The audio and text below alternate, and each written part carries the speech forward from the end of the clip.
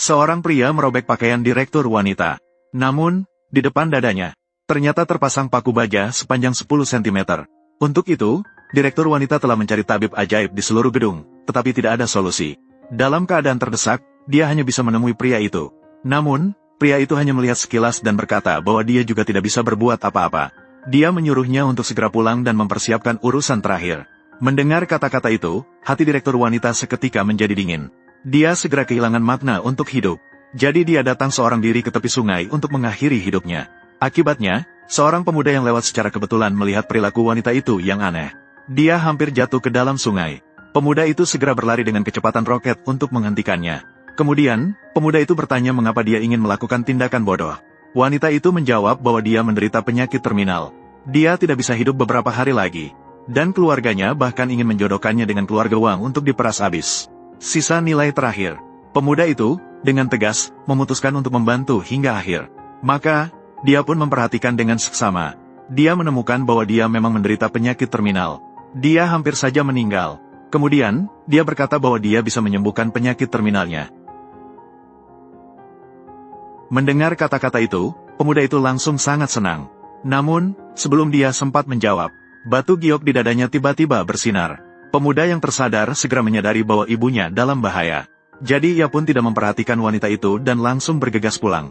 Saat kembali ke rumah, ia baru menyadari sekelompok preman telah menemukan ibunya untuk menagih utang. Ibu menyatakan bahwa uang yang dipinjam sudah lama dilunasi. Ia berharap pihak mereka dapat bersikap baik dan membiarkannya. Namun saat itu, preman malah mengalihkan perhatian kepada wanita itu. Melihat wanita itu sangat cantik, ia langsung tertarik. Tanpa ragu, ia hendak melangkah maju untuk menyerang. Preman yang merasa dirugikan segera mengeluarkan oncomen. Ia mengonkom akan memberi pelajaran yang berarti hari ini. Setelah itu, ia memerintahkan anak buahnya untuk menyerang.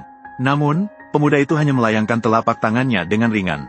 Semua anak buahnya langsung terjatuh tidak berdaya. Namun, preman yang keras kepala itu tetap bersikukuh. Ia mengklaim bahwa dirinya adalah orang dari Wang keluarga di Jiangcheng. Jika pemuda berani menyerangnya, ia pasti tidak akan bisa keluar hidup-hidup. Mendengar nama keluarga Wang, pemuda itu semakin marah. Ia mengonkom akan menghitung semua perhitungan pribadi. Setelah itu, ia mengangkat tangan untuk memanggil sebuah mantra. Seketika, ia menangkap preman yang sombong itu dan membawanya ke pinggiran kota. Dan hingga saat itu, wanita baru menyadari bahwa pemuda itu bukanlah orang biasa. Jadi tanpa bicara lagi, dia membawanya pulang. Setelah kembali ke rumah, kakek wanita itu langsung tahu bahwa pemuda itu bukan orang biasa. Dia segera meminta supaya dia mau membantu menyelamatkan cucunya.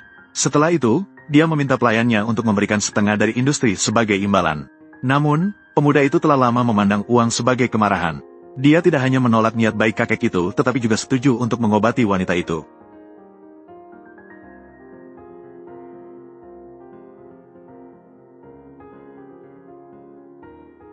Setelah berkata demikian, dia pergi ke tepi kolam. Dia menyatakan bahwa penyakit parah wanita itu disebabkan oleh mantra. Dan tempat ini adalah sumber dari mantra itu. Setelah mendengar itu, kakek itu segera menebak bahwa itu dilakukan oleh orang-orang dari keluarga Wang. Dia pun meminta pemuda itu untuk segera menyelesaikannya. Dan pemuda itu hanya menunjuk dengan lembut. Dia pun menghancurkan mantra yang telah ditetapkan oleh keluarga Wang. Kakek itu melihatnya dan langsung merasa sangat bersemangat. Untuk membalas budi, dia segera menyiapkan cucunya untuk dijodohkan dengan pemuda itu menjadi istri. Ini membuat pemuda itu sangat senang.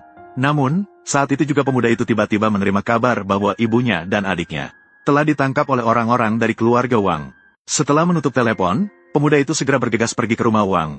Saat itu, dua orang penjaga yang tidak peka muncul. Mereka menyuruh pemuda itu untuk pergi ke tempat yang sejuk. Hasil suara baru saja jatuh. Dua pengawal yang duduk mati langsung diterbangkan oleh pemuda itu. Dan tidak lama kemudian, pemuda itu menemukan ibu dan adiknya di rumah Wang. Namun, saat mereka bersiap untuk melarikan diri, Pangeran Wang yang sudah menghitung sebelumnya langsung menyerbu masuk bersama anak buahnya. Begitu masuk, ia dengan angkuh menyatakan hari ini tidak ada yang bisa pergi. Namun, pemuda itu tidak menghiraukannya. Saat itu, wanita itu berdiri dan berharap pihak lawan bisa memberi mereka sedikit muka untuk membebaskan mereka. Namun, Pangeran Wang yang sudah terbiasa angkuh tidak akan mudah mengalah. Ia mengonkom tidak hanya akan membuat keluarga pemuda itu membayar harganya, tapi juga akan menjadikan wanita itu sebagai istrinya. Setelah itu, ia memerintahkan anak buahnya untuk bertindak. Namun, pada saat itu pemuda itu tiba-tiba menghilang. Melihat adegan ini, semua orang terdiam. Pangeran Wang bahkan mengeluarkan senjata untuk mengirim pemuda itu ke jalan yang terakhir. Hati-hati, hati-hati.